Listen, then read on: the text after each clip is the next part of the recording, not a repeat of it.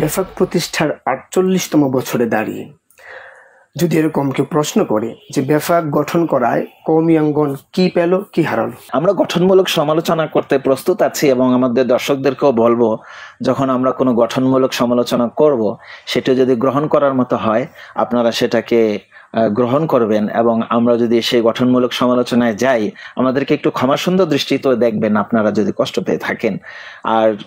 এবং আপনারা আমাদের ভুল হলে আপনারা আমাদেরকে পরামর্শ দিবেন এবং আন্তরিক পরামর্শ আমরা কামনা করব। তো আসলে কি পেলো এই যদি প্রাপ্তির ভান্ডার যদি আমরা বিবেচনা করি, তাহলে তো এই দীর্ঘ বছরে তারা আসলে অনেক কিছুই দেওয়ার চেষ্টা করেছে।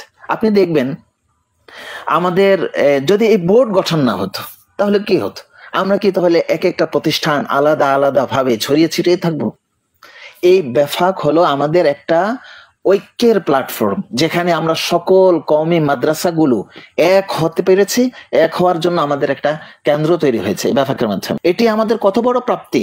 এখন আমরা কোনো দাবি জানাতে চাইলে সরকারকে আমরা বিগত সময়ে আমরা যখন সেই শেখুল হাদিস আজিজুল হক সাহেব রহমতুল্লাহ আলাইহি মরহুম চরমনের হজরত সহ তারা আমাদের এই শিক্ষাকে একটা স্বীকৃতি দেওয়া দরকার, এই জন্য তারা আন্দোলনে গিয়েছে। তো সেই আন্দোলনের জন্য একটা শক্তি কোথায় পেয়েছে? পুরো বেফাক বোর্ড এবং এই বোর্ডের আন্ডারের মাদ্রাসাগুলো একত্র হয়ে সেটা করতে পেরেছে। তাহলে এই বোর্ড আমাদের একটা ঐক্যের জায়গা, আমাদের একটা সাহসের জায়গা, এটা আমাদের উৎসাহের জায়গা। এখান থেকে আমরা শক্তি অর্জন করি, এটি আমাদের শক্তির কেন্দ্রবিন্দু। এটি অনেক বড় পাওয়া, এটি আমরা এই বোর্ডের মাধ্যমে পাই। না হলে আমরা কার অধীনে কিভাবে আমরা একত্র হব? তারপরে দেখুন আসলে যদি আমরা এই যে মেধাবী ছাত্ররা দিন দিন আলহামদুলিল্লাহ মেধাবী ছাত্রদের সমাগম, মেধাবী ছাত্রদের আনাগোনা কত পরিমাণে বৃদ্ধি পাচ্ছে। তো সেই মেধাবী ছাত্ররা তাদের মেধার বহিঃপ্রকাশ কোথায় গিয়ে ঘটাবে? সেই ঘটানোর জায়গাটার জন্য একটা কেন্দ্রীয় বোর্ড প্রয়োজন। এবং আপনি দেখুন এখন কিন্তু এই যে বোর্ড যখন একটা রেজাল্ট ঘোষণা করে এবং অভিভাবক যখন দেখে তার ছেলেটা সারা বাংলাদেশে হাজার হাজার ক্ষেত্রবিশেষ লাখ লাখ ছাত্রের মধ্যে সে একটা মেধাস্থান অর্জন করে নিয়েছে, অভিভাবক তার একটা প্রাপ্তি দেখতে পায়। তো এই যে আমাদের কাছে মেধাগুলো মনে করেন আমাদের সামনে আসতে পারছে, তো এই জায়গাটা তো আমাদেরকে বেফাক তৈরি করে দিচ্ছে। এই জায়গাগুলো আমাদেরকে বেফাক তৈরি করেছে। এবং আপনি যদি ইতিহাস বা যারা আমাদের যে সমস্ত দর্শকরা বেফাকের বা আমাদের মাদ্রাসার ইতিহাসটা জানেন তারা জানবেন একসময় কিন্তু আমাদের মাদ্রাসাগুলোতে জেনারেল সাবজেক্টগুলোর অন্তর্ভুক্তি ছিল না। এই অন্তর্ভুক্তিটা প্রথম এনেছে বেফাক। তারা কিছু জেনারেল সাবজেক্ট সহ যে যতটুকু প্রয়োজন সেই প্রয়োজন বিবেচনা করে তারা কিন্তু বাংলা, অঙ্ক, ইংরেজি, সমাজ, ভূগোল এই জাতীয় যে জেনারেল সাবজেক্টগুলোর অন্তর্ভুক্তিটা করেছে, এটা বেফাক করেছে। এবং দেখুন একটা আমরা আমাদের এই যে আমরা বাচ্চাদেরকে শিক্ষা দিব, এটার জন্য খুবই জরুরি হচ্ছে এই শিক্ষকদের প্রশিক্ষণ থাকা। সেই প্রশিক্ষণের জন্য কারা সেই প্রশিক্ষণের একটা সুবিন্যস্ত ব্যবস্থা আমাদেরকে এনে দিবে, তো বেফাক সেটা করেছে। আমি এটা এই জায়গাটাকে আমি ভিন্ন স্থানে রেখে দিচ্ছি যে তাদের প্রশিক্ষণের জন্য আসলে আমরা কতটুকু একমত এবং এটা কতটুকু মানসম্মত হচ্ছে, হওয়া দরকার আরো কি আছে বা সেটা ভিন্ন বিষয়, কিন্তু তারা চালিয়ে যাচ্ছে, তারা আমাদের জন্য সেই ব্যবস্থাটা করে যাচ্ছে। এবং আপনারা দেখবেন আসলে আমাদের যেহেতু আমাদের মূল বিষয় হচ্ছে আমরা ইলমে ওয়াহিকে চর্চা করি, আমাদের জন্য এমনকি হিসাব বিভাগটা আমরা আমাদের প্রয়োজনের জন্য করতে হয়, অডিট, হিসাব। তো আপনারা দেখবেন বেফাক কিন্তু আলাদা একটা হিসাব বিভাগ রেখেছে। এবং এক সময় মাদ্রাসাগুলোতে আপনি বর্তমানে একেবারে একটা অডিটে একটা সরকারি পর্যায়ে এই হিসাবটা গ্রহণযোগ্য হবে, সেই হিসাবের জন্য আলাদা এক সময় প্রশিক্ষণের ব্যবস্থা করেছে বেফাক এবং করে গেছে। তারা বিজ্ঞপ্তি পাঠাতো, বিভিন্ন কিছু করতো যেন হিসাব রক্ষকদেরকে প্রশিক্ষণ দেওয়া হয়। তো এই যে একটা গ্রহণযোগ্য পর্যায়ে আজও যদি এখন যদি কোনো কওমি মাদ্রাসায় কোনো সরকার যায় আপনাদের হিসাব আমরা তদন্ত করতে চাই, বা তারা মনে করে যে এখানে কোনো সন্দেহজনক কিছু আছে, তারা হিসাব দেখবে, তারা দেখতে পারবে। এই যে একটা সুবিন্যস্ত হিসাব ব্যবস্থা এনে দেওয়ার পেছনে বেফাক কিন্তু ভূমিকা রেখেছে।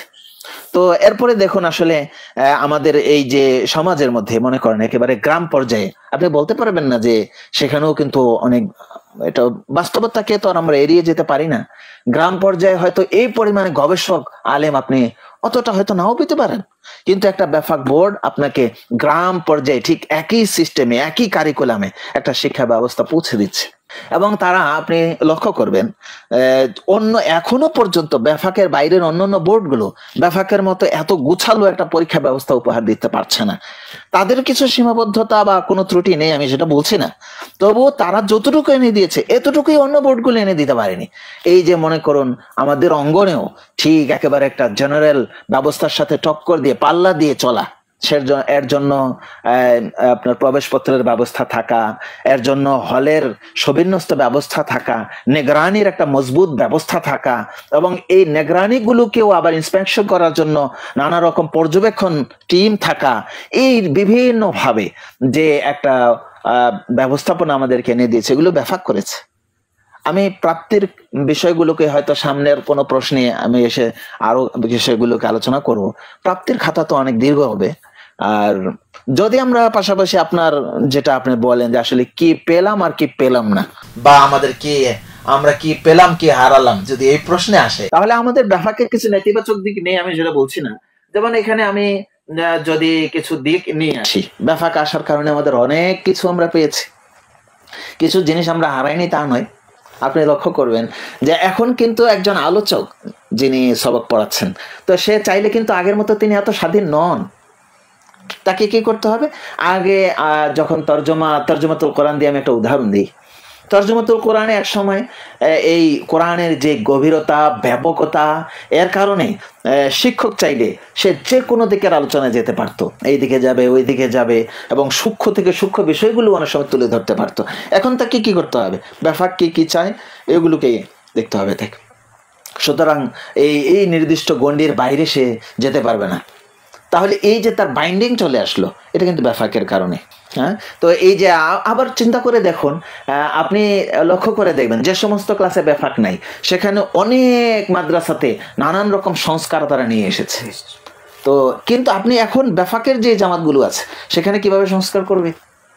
তারা যে সংস্কার যারা প্রয়োজন মনে করছেন যে সেখানে কথার কথা আমরা আরবিকে আরো গুরুত্ব দিব, তো এই নানান রকম বিষয়ের দিকে যাব, এটা কিন্তু এখন সম্ভব হবে না, কারণ বেফাক তো এটা নির্ধারণ করে দিয়েছে, এগুলোর ভেতরে সে পরীক্ষা নেবে। তাহলে কিছুটা আমি বলতে চাই যে আসলে সংস্কারের রাস্তা কিছু হলেও রুদ্ধ হয়েছে, বাধাগ্রস্ত হয়েছে ওই বেফাক জামাতগুলোতে।